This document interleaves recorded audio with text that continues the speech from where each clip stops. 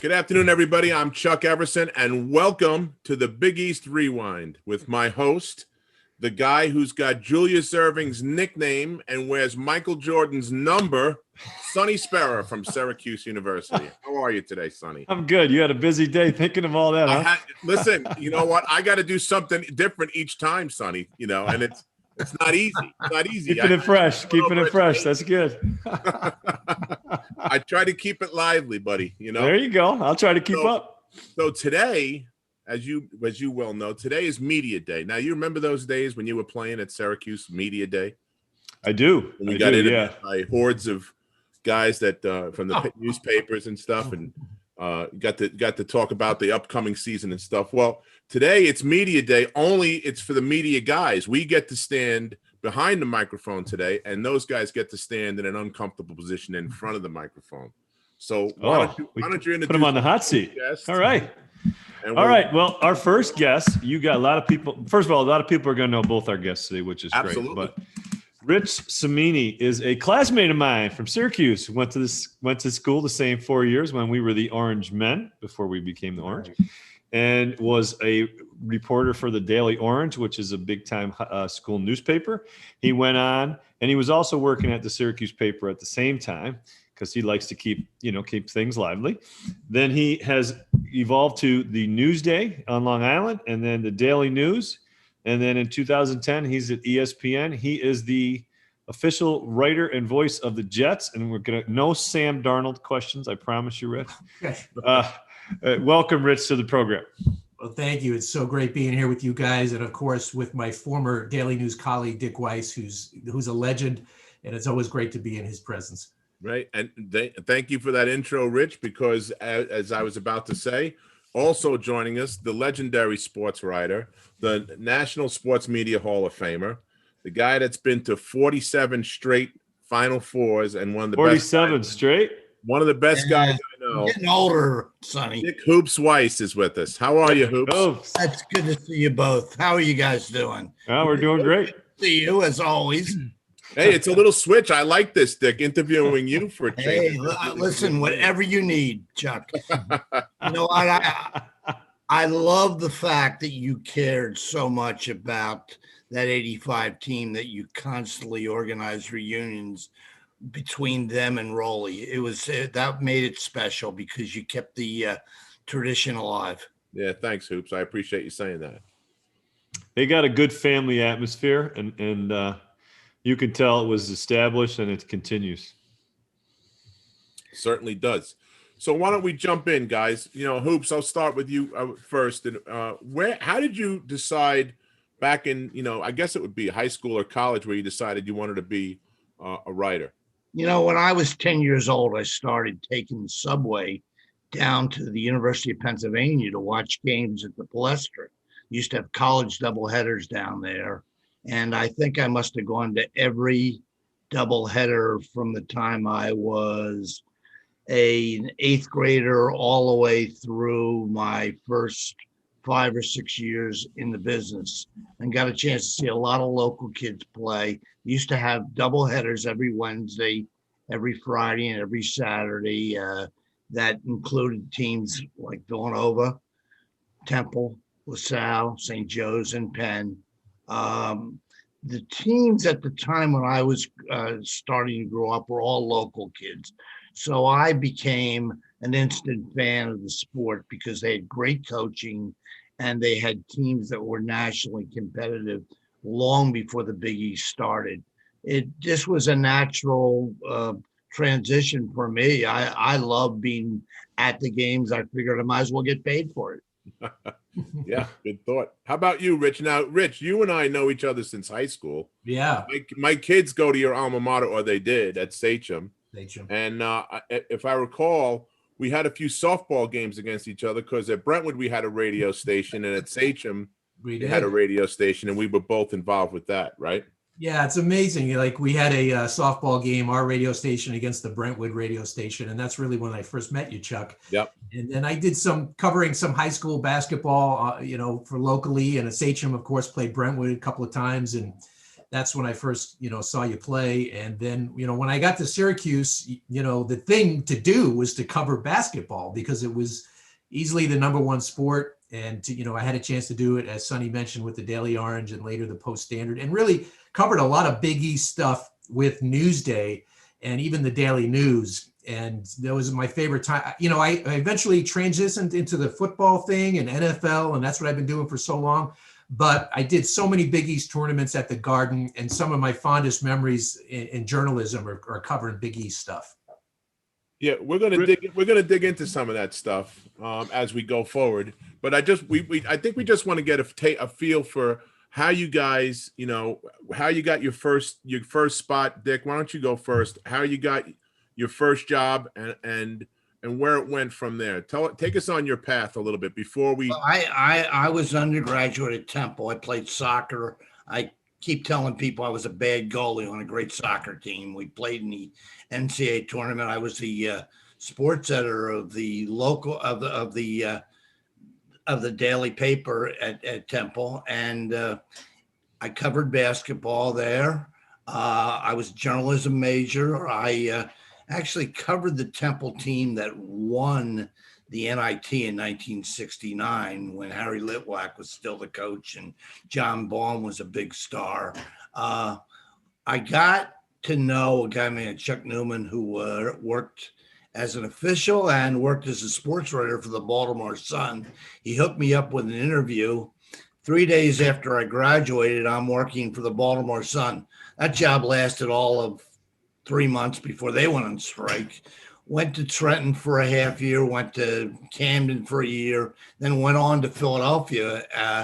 And I got there in 1974 and was there to 1993. Never thought I'd leave. And then I got a call from the folks at the Daily News. They offered me, in my mind, the dream job. It was a chance to cover national college basketball and national college football. And I know I spent a lot of their money. Rich probably tell you that. But when we went, it was a great paper. I mean, it had a million in circulation, and if the Yankees won a playoff game, the circulation would go up another 100,000. So, I mean, it was great. I think everybody's dream when they grow up is to work for a New York paper if you're in journalism. Back then, it was the thing to do.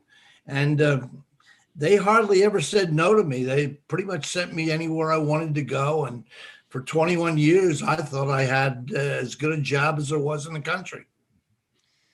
So, Rich, let's get to you. Tell me, when you got to Syracuse, when did you start at the Daily Orange? When was it? Was it your sophomore year? When was the first year? Oh, no, first day of my freshman year. Oh, that's awesome. I walked in and they were serving beer in the sports department at the Daily Orange. It used to be on the old Adams Street building. And I walked in and they had a keg of beer in the sports department. And I'm like, sign me up. This is what I want to do.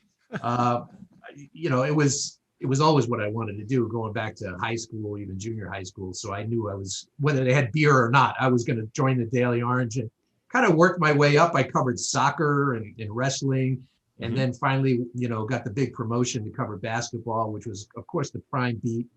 Back in those days, it was, Tony Bruin and Eric Sanifer and Leo Routens, that trio. Big three. Big three. And, just the personalities of the Big East were so dominant, especially the coaches. And then, covered you, and then Pearl comes along and, kind of changed everything, I think, from a national perspective in Syracuse. So I was really lucky to be around at a pretty cool time in Syracuse history.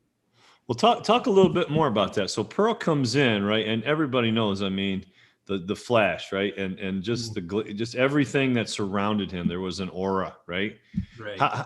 And you got a chance to talk to me about when the Big East, you're kind of in the birthing of the Big East, the whole process. You're growing with it.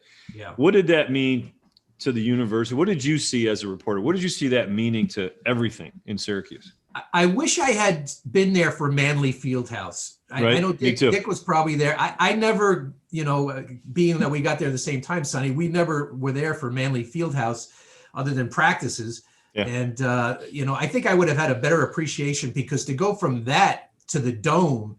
And at the time, the Dome was so transcendent. You know, it was so unique, and it was created such a national stir. I think it helped with their recruiting because they were on all over the country on ESPN a couple of times a week, and that big building, 30,000 people they could fit in there. And it was such an attractive recruiting tool for them.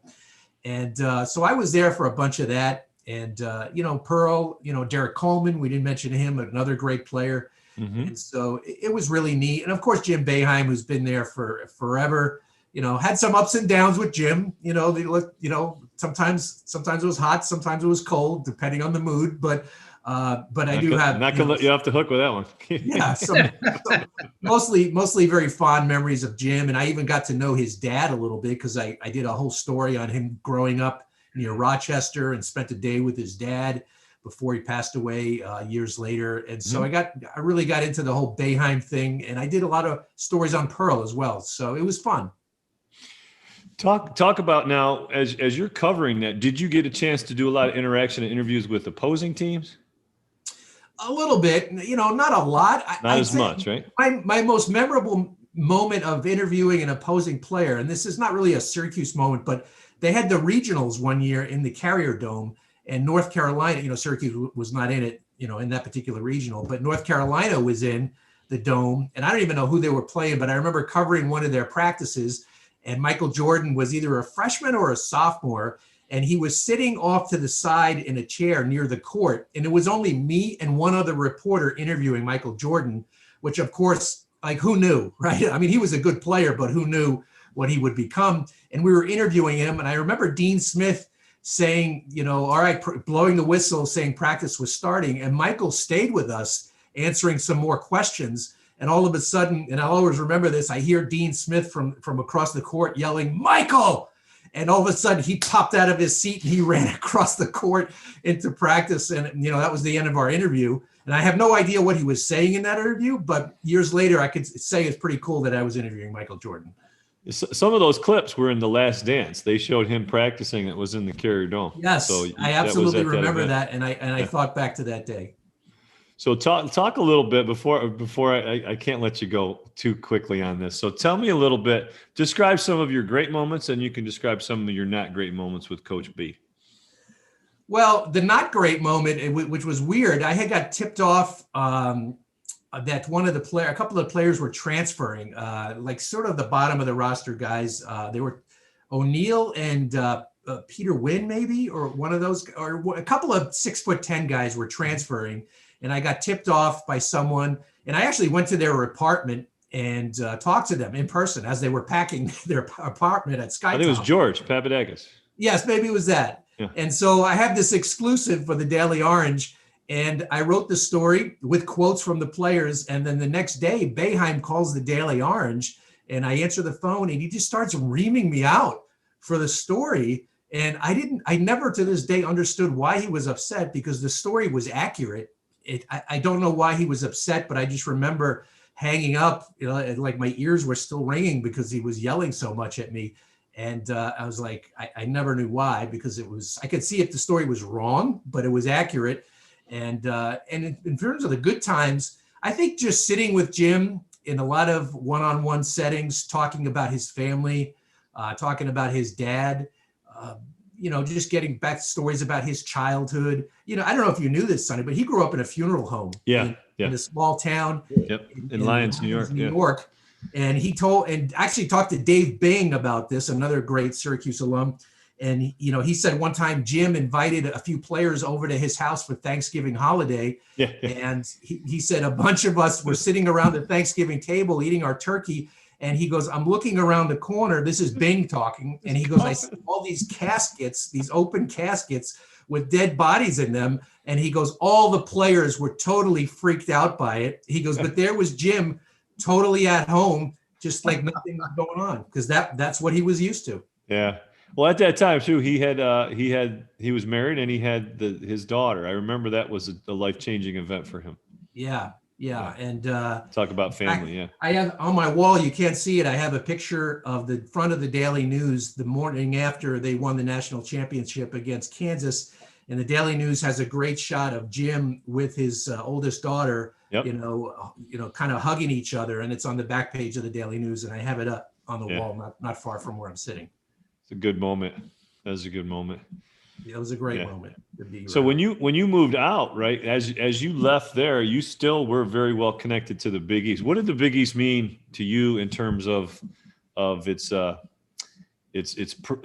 aura? Like, what was you thinking? Yeah, I mean, to me, the pinnacle was the tournament at the Garden every year. It's amazing. I went to every game. They had all the different sessions. I would cover it in the morning. I would cover it at night. I worked for Newsday at the time. They were nice. Back when they had money to spend, they used to put me up at the Grand Hyatt in the city for a few nights, which made me feel really important, even though I wasn't, and I was just having a blast covering all these games. And there was nothing like the electricity of walking into the Garden, like for a Syracuse Georgetown game or a Syracuse Villanova or St. John's Syracuse, any of those rivalries, walking in, during the Big East tournament and just feeling the electricity in the Garden, which to me is still the greatest arena. That was something that's really hard to describe and very, very fond memories. Let me ask you one more question before we move to something else. In terms of interviewing other coaches, you talk about the tournament. Did you have any memorable moments with any of, because there's just legendary coaches fraught throughout Big East history, and you've been at the Garden. Yeah. What was your experiences with some of them, or if you want to share any moments or anything like that? Yeah, I mean, I did some with Lou Carnesecca, because I did some St. John's when I was with Newsday. I did 1 year doing some St. John's basketball, and it was fun to be around Lou, and incredible guy. It was great. Just dealing with him, it was kind of a fun guy to be around. And I actually did a story 1 year for Newsday just on all the Big East coaches and how, sometimes they had their little arguments and, they had their little feuds that were going on every now and then. I remember Paul Evans from Pitt was kind of a controversial guy. He came in, he was very outspoken. He spoke his mind. Raleigh was, an outspoken guy, and Thompson. And so it's really heartwarming to me to see how their relationships evolved, because back in the day, I don't know, Sonny, you would know better, but it seemed like Jim and John Thompson, maybe there was a little coolness there. But now as they got older, and especially, as John especially was in his latter years, you could just see a warming. There seemed to be a kinship there between Boeheim and Thompson that years ago, maybe their competitive juices wouldn't allow that. They were just so fiercely competitive. And so, so it was fun being around those coaches, because really the coaches were so much of the Big East personality. I agree. Hoops, how did you get hooked up with the Villanova team? Did you start out when the Big East was starting? Did you do other teams, and then as Villanova entered the Big East, you became kind of our guy when you traveled around? Actually, I covered all 5 teams for the longest time. In fact, I spent 3 years covering the 76ers after Julius got there. So I was living with them. It was 120 games. You're all over the country. And I said, I don't really want to cover 120 games. I'd much rather cover the local teams, because that's who I grew up with. I was very close to all of the coaches, and it was an easy transition. And Villanova was just starting to grow up. I mean, I remember Rowley's first year when he had the Wild Kittens, and they struggled to get winning records. Then by 78, they're playing for a chance to go to the Final Four against Duke. Right. Rowley, I thought pre-shot clock, pre-3-point shot, was probably as good a coach at managing tempo and managing personnel that he had as anybody in the Big East. Sadly, Chuck, if he had stayed at Villanova and hadn't gone to UNLV, I think he would have been in the Naismith Hall of Fame, because take a look at the amount of coaches from the league who ended up in Springfield. Yeah, well, that's a sore subject with the guys that played for him, that's for sure, and it was a tough one, because that was right, like, I think maybe a month before he passed, he got that phone call that he wasn't going to get in. So that was a tough day. That crushed me. I remember he was a finalist that year, and Yep.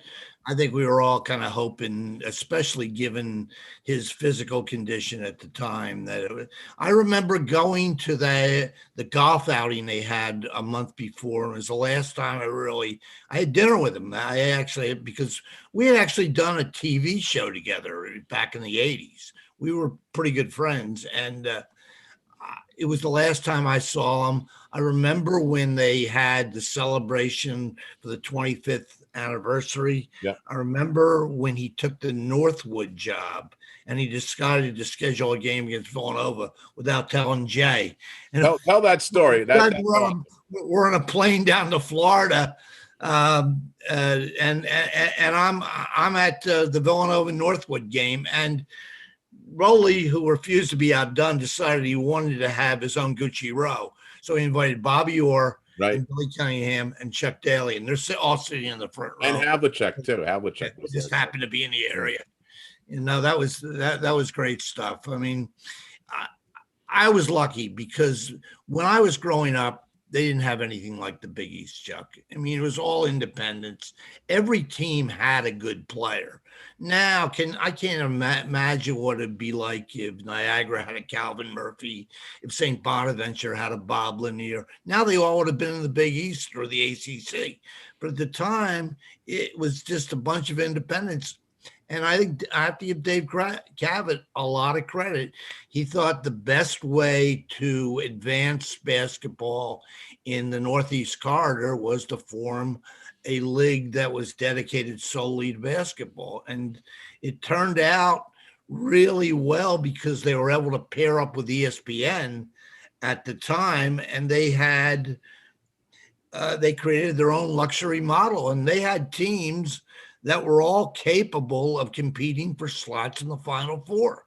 Yeah. I mean, the year Villanova wins in the 85 year, Chuck, you had 3 Big East teams in Lexington. And you know what? You were really close to having a fourth because BC lost to Memphis in the Sweet 16 in a game that they could have easily won. Yeah. You might have had 4 Big East teams down south, which would have just destroyed everyone else.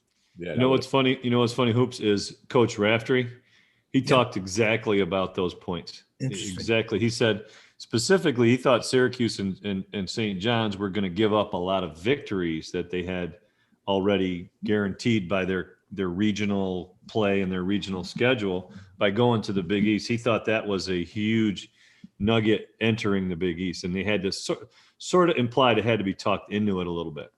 Well, the interest level really grew and the attendance level really grew. Everybody talks about Patrick Ewing and Chris Mullen being the best 2 players in the traditional Big East. Well, the guy who probably made the league more than anybody else was Pearl Washington. Yeah. I mean, because he sold 31,000 tickets on his own. Yeah. And he created his own legend every time he took the floor. I was up there for 2 games, I remember, at Syracuse. I was there for a Sunday game against Georgetown when the temperature was -18 and my car wouldn't start. Oh, that never happens. That never happens. No. I mean, they used to call Georgetown Syracuse the social event of the winter up there. And then I was there for, I think it was BC, where Pearl drops the half-court shot BC, at the end. And guess what? Doesn't even stop to admire the ball going through the net. Just runs off the court like he knew it was going to happen. Oh, yeah, he's gone. Next thing I knew, I wasn't smart enough to get out of the way because you had about 20 of the 35,000 people in the stands all storming the court. On the court, yeah. Whoa, what is this? Yeah, those are fun times. They were great. I mean, Syracuse was a fun team, and their rivalries with Georgetown were so great. I mean, yeah. I still remember, and you were, I guess, a senior in '85. Yeah. In the semifinal game where Pearl and Patrick Ewing almost get into it. Oh yeah, there was a huge swing and a miss on Patrick's part. Yeah. I mean, that could have been a TKO right there. Oh, if he connected, yeah, Pearl would be picking up his teeth still today. Yep. Look, I still remember the T-shirts on the 8th day God created Pearl. I mean, and then the next year, ironically, Pearl takes over the game against Georgetown in '86 and scores 21 when they win in overtime, and they get to the finals. And everybody said Syracuse is going to win a championship, and then ironically, Pearl gets his last shot blocked by Walter Berry, I guess. Yeah, St. John's won it. Yeah. And St. John's ends up winning the game. But the league back then was so good. You couldn't win unless you had 5 or 6 pros. It was hard. Everybody had great players. It was the thing to do, I'm telling you. And I still remember going to Georgetown and St. John's in '85. It was like Fraser Ali. You walked into the Garden. It couldn't have gotten any bigger. I mean, the big signs out front. I mean, it was a major event. I mean, the Big East back then, if you getting tickets to the Big East, if you were a normal fan, you better know somebody. You better know somebody that plays or something, right? Well, Yeah, you know, I mean, it created, it was right? unbelievable. I was lucky enough to cover every Big East tournament at the Garden. And I covered a couple before then. I still remember, and this is probably before you went there, Sonny, they had a Big East tournament at the Dome. Yeah, that was before me. And it was a tournament that Syracuse ended up winning, beating Villanova in the final. And the irony of the whole situation is the league itself did not have an automatic bid at the time. Right. And Syracuse didn't get a bid to the NCAA tournament after winning the Big East. You talk about during '85 when during the Big East tournament. I think it was during the Big East tournament. It might have been during the regular season. But talk about the sweater game where Thompson came out and had Coach Carnesecca's sweater. I did. First of all, you knew Coach Thompson pretty well. I'm sure you interviewed him a bunch of times. We were friends. Did you think he had that kind of sense of humor to do something like that? You know what? He was the type of guy, you go into an interview, if you listen to him, he'd always give you something interesting to write. The problem you had with John was Mary Fenlon was kind of the chaplain team, but she was also the house mother, and she really limited contact with the players. So you had to make a decision at the end of games. You could listen to John for 10 minutes, or you could go in and try to get the players who didn't want to talk to you anyway. And so half the time you ended up just deciding to listen to John, and he was a really interesting guy. That league was filled with American originals. It was unbelievable.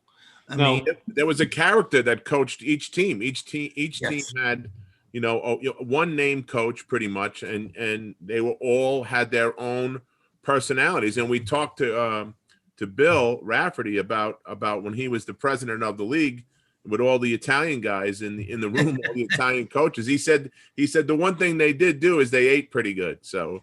Oh yeah, and the big fight back then was who was going to get the money for the basketballs. They had signed a contract with somebody who made basketballs, and the older coaches were very upset that the younger coaches like Rick Pitino were going to get the same money as the coaches who started the league. And it just, there was always a feud one way or another. I think Rowley pretty much stayed out of it with the exception of Paul Evans over the Bobby Martin situation. But, Rowley, I don't think a lot of people really got to know how close Rowley was to his kids and how much he defended them. He won a national championship when no one thought that they had a team that could get out of the first round. They were an 8th seed after that tournament, and they end up having to play Dayton on Dayton's home floor, and Dayton's a 9 seed, and Harold Jensen wins the game with a layup in the last minute, and then Rowley coaches 6 perfect games. Yep. If the thing about Rowley is he played that matchup, and if you got the lead and there was 4 minutes left, the game was over. Because they never missed a big 3 throw that entire tournament. Yeah, I agree with you. It was unbelievable. Michigan, Maryland, North Carolina, Memphis, Georgetown. Georgetown, they shoot 78 and they shoot 90 in the second half. Yeah. That was it was like it was just yesterday that I was at that game, John. Talk about, when we would travel back then for as to the tournament, especially, we were always going not commercial. We had a private plane or whatever. We had to rent it, talk about traveling with the guys and being around the team. You got to know them pretty well. There was about a good handful of you guys that were around all the time. It kind of was cool because you knew all the guys. We would talk on the plane or whatever. So talk about the best part about it for me. We had a PM paper, Chuck. So our deadline was 4:00. So you could spend time in the locker room getting to know the kids. And the other thing that happened was they all stayed for 4 years back then. Yeah. I mean, now every good player seems to have his be halfway out the door before their freshman year is halfway over. They're looking at mock drafts. I still remember the Tim Thomas year. I mean, he kind of checked out in December and just started watching and just started reading the mock drafts. He was, and as soon as the season ended, when they lost to Cal, he was out of there, never came back. I mean, but when you were there, everybody stayed for 4 years. And I think that's one of the things that Jay is very good at, getting players who stay for extended periods of time. He almost does it in his own way, like a mid-major coach, where the players stay and they all get better as time progresses. Yeah. I got to ask you a couple of questions now. Sure. When you were talking, and you talked about interviewing Coach Thompson, remember the Hoya paranoia surrounding the program? As a person in your position, I know you talked about it. You had kind of limited access. I think we all kind of knew that. But did that impact you? I mean, did they sort of almost keep you at an arm's length as well? Or how did that work? I pretty much, although I was one of the few writers I think that actually got along with John. But whenever they would go on the road for the NCAA tournament, they'd stay 2 states away. And the first time they played in a Final Four, the game was in New Orleans against Carolina. They stayed in Mississippi. So, when they played in Lexington, they must have stayed closer to Louisville than Lexington. Yeah, I think they stayed in Louisville. Yeah. Yeah. It was all about let's keep everything between us and nobody else. And there was that paranoia. And I think it was a shame, because I think part of the college experience is getting to know people, and having to deal with the media. It just helps you grow up a little bit. And the one thing about Villanova is they never created access barriers. Everybody was always available. Well, I think from everything I've heard from people in your position, though, when they talk to Coach Thompson, he always gave them his time.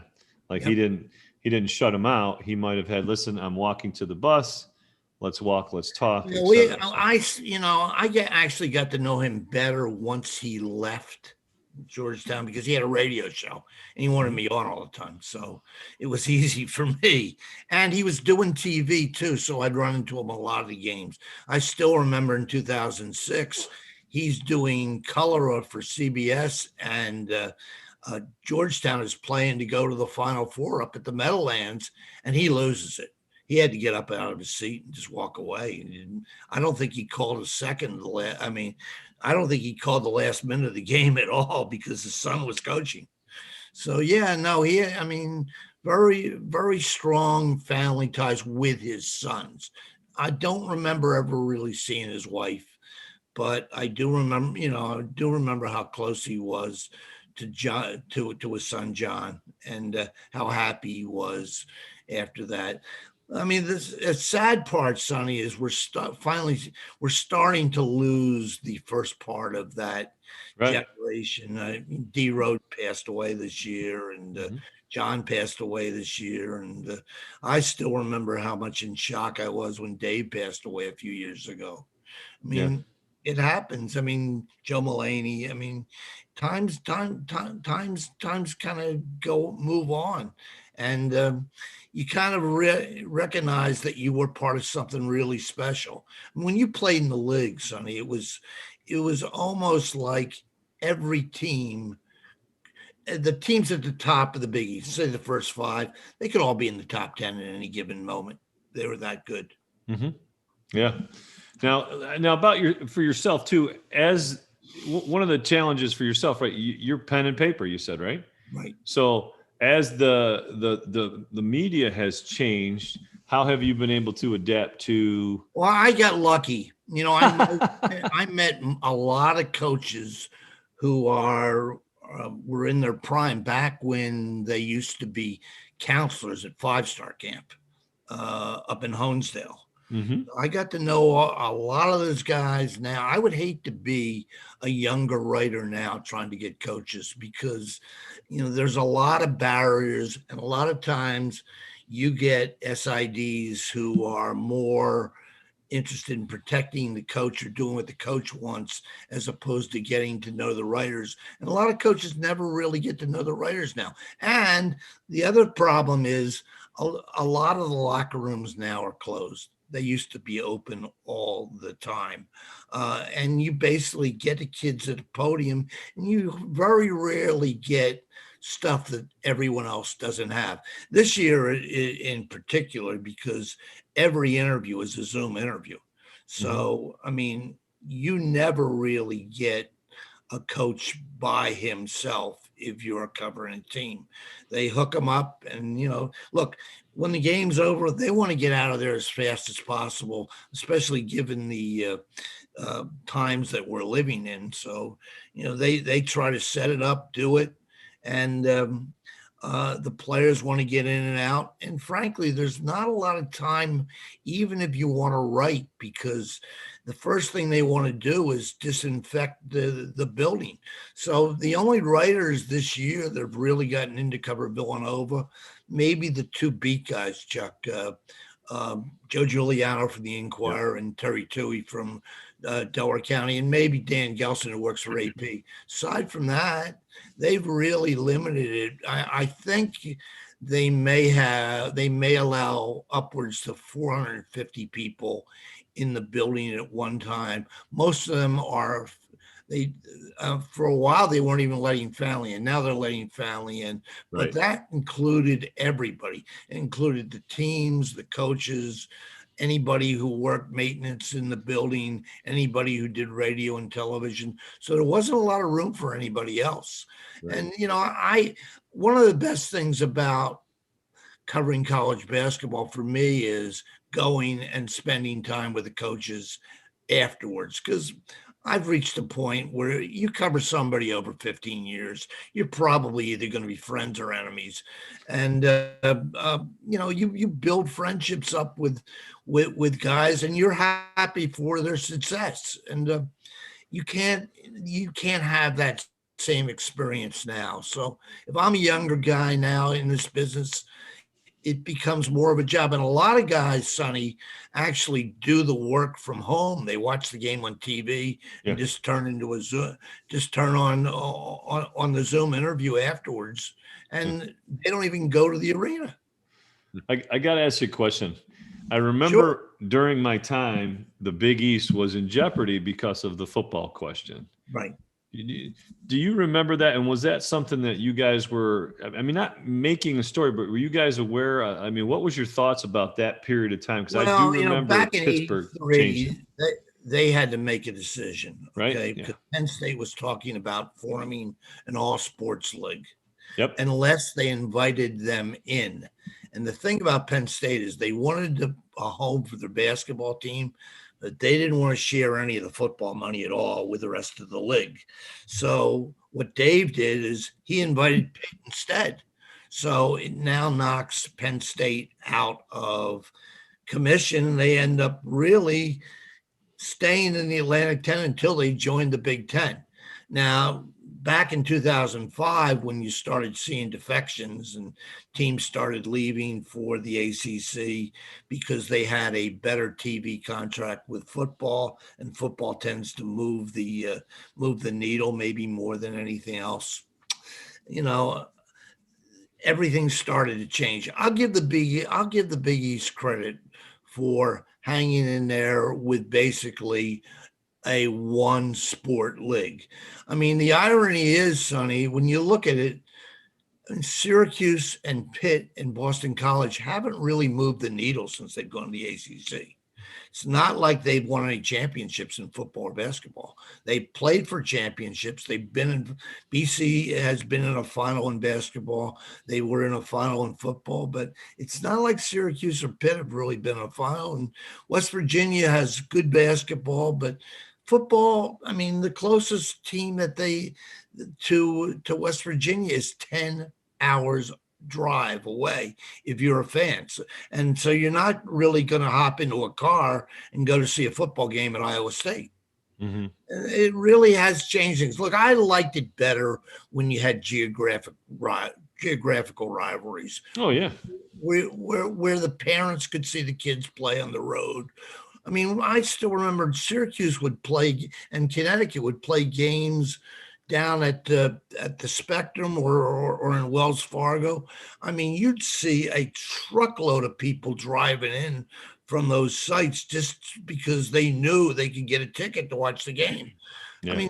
I mean, Syracuse, when Jerry McNamara was in, they just load up the buses from Scranton. They did. They filled Route 81 with. Oh my God! And that was the first time we got some of the Penn State fans to Syracuse. Oh yeah, well, he's the original Jim Rat anyway. Yeah.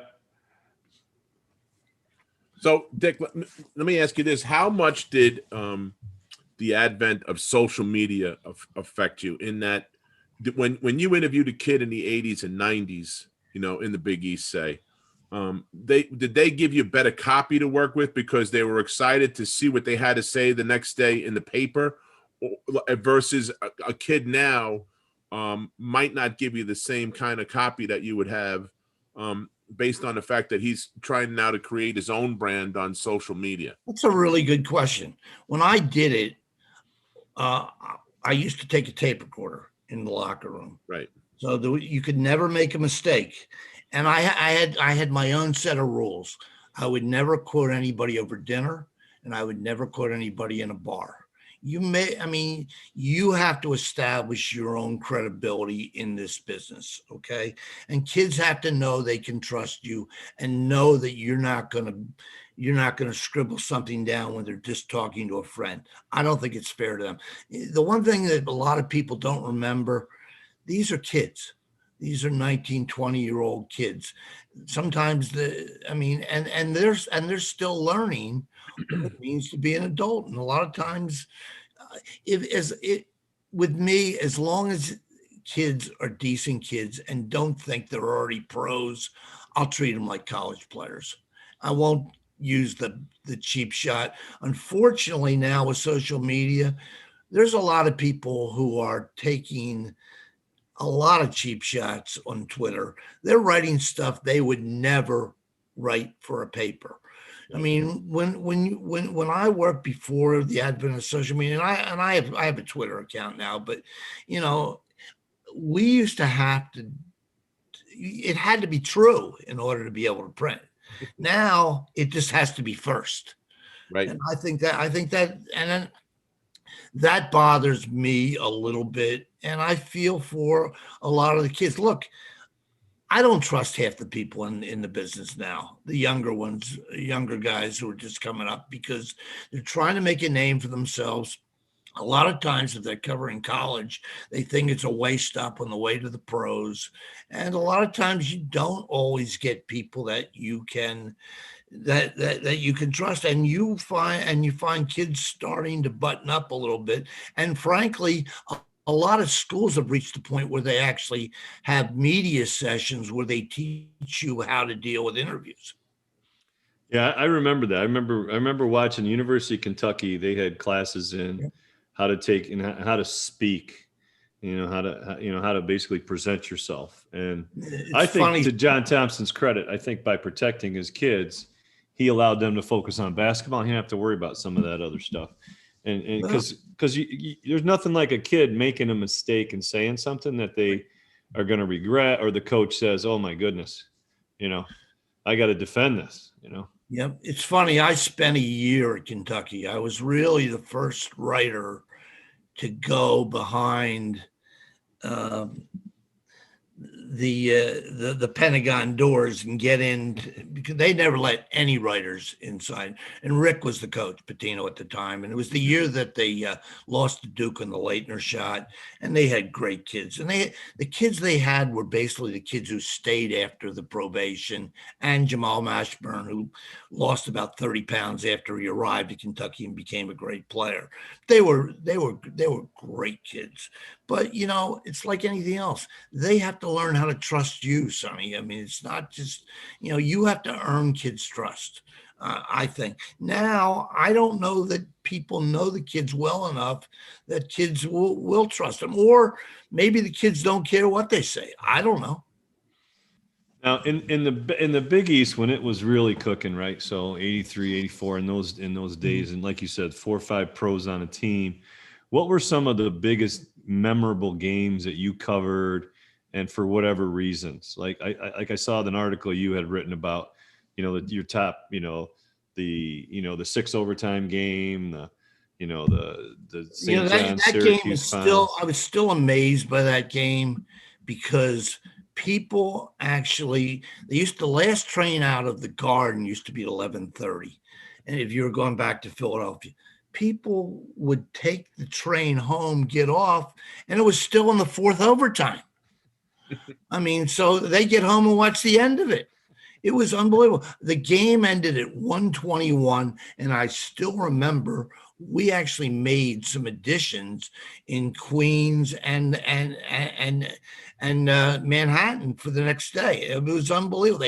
They held the paper for that, because it was one of the all-time great games ever played. Most of the games you see, remember, come during the Big East tournament. But, you know, I'll always be most touched by the trip I had with Villanova through the national tournament, because it was so unexpected. Hey, look, 2 weeks before the tournament starts, they're playing Pittsburgh.